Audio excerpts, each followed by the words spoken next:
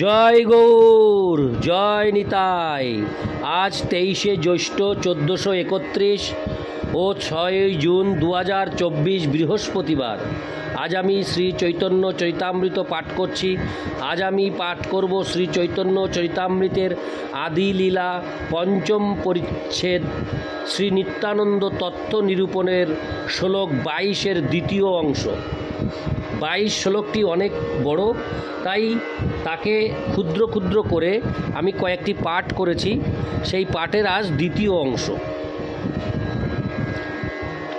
নারায়ণ হে নারায়ণ ভবভয়হরণম নারায়ণ। অডিওর শুরুতে সকল ভক্তিমতী মা ও ভক্তবৃন্দের কাছে আমার বিনীত প্রার্থনা, আপনারা আমার এই অমৃত গ্রন্থ চ্যানেলটিকে সাবস্ক্রাইব করে আমাকে আশীর্বাদ করবেন এবং আপনারা কোথা থেকে আমার এই পাঠ শ্রবণ করছেন কমেন্টসে আপনারা কৃপাপূর্বক জানাবেন। এছাড়া আরেকটি সুখবর আপনাদের জন্য, আমার জীবনের পূর্ণতা নামে ভাগবতম পাঠের একটি চ্যানেল রয়েছে। আপনারা ইউটিউবে গিয়ে জীবনের পূর্ণতা লিখে সার্চ করলেই আমার ভাগবতম পাঠের চ্যানেল চলে আসবে।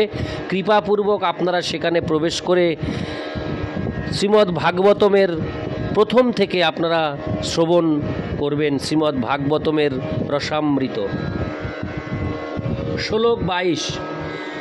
চিন্তামণি প্রকর সদ্দস্যু কল্পবৃক্ষ লক্ষাবৃতেষু সুরভীরভিপালয়ন্তম লক্ষ্মী সহস্র শত সম্ভ্রম সেব্যমানং গোবিন্দমাদি পুরুষং তমোহং ভজামি। শ্লোকটি আমি আরেকবার পাঠ করছি। 22। চিন্তামণি প্রকর সদ্দস্যু কল্পবৃক্ষ লক্ষাবৃতেষু সুরভীরভিপালয়ন্তম লক্ষ্মী সহস্র শত সম্ভ্রম সেব্যমানং গোবিন্দমাদি পুরুষং তমোহং ভজামি। দ্বিতীয় অংশের 22-এর দ্বিতীয় অনুবাদের 22-এর অনুবাদের দ্বিতীয় অংশ। তাদের দেহ অত্যন্ত কোমল ও সুন্দর এবং তাদের চক্ষু পদ্ম ফুলের পাপড়ির মতো। শ্রী বিষ্ণুর মতো বৈকুণ্ঠবাসীরা চতুর্ভুজ এবং তাদের 4টি হাতে তারা শঙ্খ চক্র গদা ও পদ্ম ধারণ করেন। তাদের প্রশস্ত বক্ষ অত্যন্ত সুন্দর এবং জড় জগতে কখনো দেখা যায় না। এমন সমস্ত মণি রত্ন খচিত এবং হীরকের মতো উজ্জ্বল ধাতু নির্মিত কণ্ঠহার দ্বারা শোভিত বৈকুণ্ঠ লোকের অধিবাসীরা অত্যন্ত শক্তিশালী ও জ্যোতির্ময়। তাদের কারো কারো অঙ্গ কান্তি প্রবালের মতো, কারো বৈদুর্য মণির মতো এবং কারো পদ্ম ফুলের মতো। আর তাদের সকলেরই কানে রয়েছে অপূর্ব মণিরত্ন খচিত কর্ণভূষণ, মাথায় তাদের ফুলের মুকুট। বৈকুণ্ঠ লোকে বিমান রয়েছে, কিন্তু তাতে কোনো আওয়াজ নেই। জড় জগতের বিমান মোটেই নিরাপদ নয়, যে কোনো সময় তাতে দুর্ঘটনা ঘটতে পারে, কেননা জড় পদার্থ সর্বতোভাবে ত্রুটি বিচ্যুতিপূর্ণ। কিন্তু চিৎ জগতের বিমান চিন্ময় এবং সেগুলি চিন্ময়ভাবে উজ্জ্বল ও জ্যোতির্ময়। সেই সমস্ত বিমান ব্যবসায়ী, রাজনীতিবিদ অথবা পরিকল্পনাকারীদের যাত্রী রূপে বহন করে না, অথবা মালপত্র বা ডাক বহন করে না, কেননা সেখানে সেগুলির কোনো প্রয়োজন নেই। সেই সমস্ত বিমান কেবল প্রমোদ ভ্রমণের জন্য এবং বৈকুণ্ঠবাসীরা স্বর্গীয় সৌন্দর্যমণ্ডিত সহচরীদের সঙ্গে সেই সমস্ত বিমানে চড়ে ভ্রমণ করেন। বৈকুণ্ঠের স্ত্রী ও পুরুষে পরিপূর্ণ সমস্ত বিমান চিদাকাশের সৌন্দর্য বৃদ্ধি করে। তা যে কত সুন্দর তা আমরা কল্পনাও করতে পারি না। তবে আকাশে বিদ্যুৎ সমন্বিত মেঘের সৌন্দর্যের সঙ্গে তাদের সৌন্দর্যের তুলনা করা যেতে পারে। বৈকুণ্ঠ লোকের চিদাকাশ সর্বদাই এভাবেই অলঙ্কৃত। ভগবানের অন্তরঙ্গা শক্তির পূর্ণ ঐশ্বর্য নিরন্তর বৈকুণ্ঠ লোকে পূর্ণভাবে প্রকাশিত। সেখানে সহস্র শত লক্ষ্মী দেবী অন্তহীন অনুরাগ সহকারে পরমেশ্বর ভগবানের শ্রীপাদপদ্মের সেবা করেন। সখী পরিবৃতা এই সমস্ত লক্ষ্মী দেবীরা নিরন্তর অপ্রাকৃত আনন্দ উৎসব মুখর পরিবেশের সৃষ্টি করেন। তারা সর্বক্ষণ ভগবানের মহিমা কীর্তনে মুখর। চিদাকাশে অসংখ্য বৈকুণ্ঠ লোক রয়েছে এবং জড় আকাশের অনুপাতে চিদাকাশের পরিমাণ 3 গুণ বেশি। এভাবেই সহজেই অনুমান করা যায় যে জড়বাদীরা যেভাবে এই ছোট্ট পৃথিবীতে রাজনৈতিক আধিপত্য বিস্তারের চেষ্টা করছে, ভগবানের সৃষ্টিতে তা কত নগণ্য। এই পৃথিবীর কি কথা, অগণিত গ্রহ নক্ষত্র সমন্বিত এই ব্রহ্মাণ্ড ভগবানের সৃষ্টিতে একটি সর্ষের মতো ক্ষুদ্র। কিন্তু মূর্খ জড়বাদী এখানে সুখে থাকবার পরিকল্পনা করতে করতে তার দুর্লভ মানব জন্মের অপচয় করে, কারণ তার সমস্ত পরিকল্পনা ও প্রচেষ্টা ব্যর্থ হয়। জড় বিষয়ে মগ্ন থেকে সময়ের অপচয় না করে তার উচিত সরল ও সাদাসিধেভাবে জীবনযাপন করে পরমার্থ চিন্তায় মগ্ন থাকা। এভাবেই সে চিরস্থায়ী জাগতিক অশান্তি থেকে নিজেকে রক্ষা করতে পারে। কোনো জড়বাদী যদি উন্নত জড় সুখ উপভোগ করতে চায়, তাহলে সে উচ্চতর লোকে গিয়ে জড় সুখ উপভোগ করতে পারে, যা এই পৃথিবীর মানুষের কল্পনারও অতীত। সর্বশ্রেষ্ঠ পরিকল্পনা হচ্ছে এই জড়দেহ ত্যাগ করার পর ভগবত ধামে ফিরে যাবার জন্য নিজেকে প্রস্তুত করা। কিন্তু কেউ যদি জড় সুখ ভোগের প্রতি অত্যন্ত আসক্ত থাকে, তাহলে সে যৌগিক শক্তির মাধ্যমে স্বর্গ আদি জড় জগতের উচ্চতর লোকে যেতে পারে। মহাকাশচারীদের মহাকাশযান সেই উদ্দেশ্য সাধনে একটি শিশুর খেলনার মতো। অষ্টাঙ্গ যোগের জড় কৌশল হচ্ছে প্রাণবায়ুকে মূলাধার থেকে নাভিতে, নাভি থেকে হৃদয়ে, হৃদয় থেকে কণ্ঠে, কণ্ঠ থেকে ভ্রুযুগলের মধ্যে এবং ভ্রুযুগলের মধ্য থেকে মস্তিষ্কে এবং সেখান থেকে ঈপ্সিত যে কোনো গ্রহে চালিত করা। জড় বৈজ্ঞানিকরা বায়ু ও আলোকের গতি বিবেচনা করে, কিন্তু মন ও বুদ্ধির গতি সম্বন্ধে তাদের কোনো ধারণা নেই। মনের গতি সম্বন্ধে আমাদের কিছুটা ধারণা রয়েছে, কারণ এক নিমেষের মধ্যে মন হাজার হাজার মাইল দূরে যেতে পারে। বুদ্ধি তার থেকেও সূক্ষ্ম, বুদ্ধির থেকে সূক্ষ্ম আত্মা, যা মন ও বুদ্ধির মতো জড় পদার্থ নয়, তা চিন্ময় বা অজড়। আত্মা বুদ্ধির থেকে সহস্র গুণ সূক্ষ্ম এবং শক্তিশালী।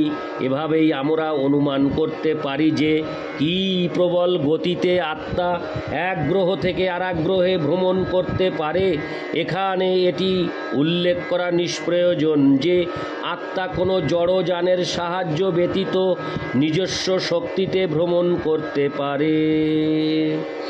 আহার, নিদ্রা, ভয় ও মৈথুন সর্বস্ব পাশবিক সভ্যতার ফলে মানুষ আত্মার শক্তির কথা ভুলে গিয়েছে। পূর্বেই বর্ণনা করা হয়েছে যে আত্মা হচ্ছে সূর্য, চন্দ্র অথবা বিদ্যুতের থেকে অনেক বেশি উজ্জ্বল এবং শক্তিশালী চিন্ময় স্ফুলিঙ্গ। মানুষ যখন আত্মা রূপে তার যথার্থ পরিচয় জানতে না পারে, তখন তার মানব জন্ম ব্যর্থ হয়।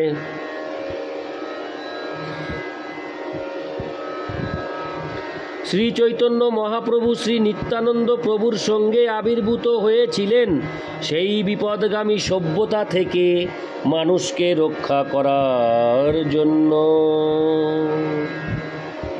শ্রীমদ্ ভাগবতে বর্ণনা করা হয়েছে কিভাবে যোগীরা ব্রহ্মাণ্ডের সমস্ত গ্রহগুলিতে ভ্রমণ করতে পারেন।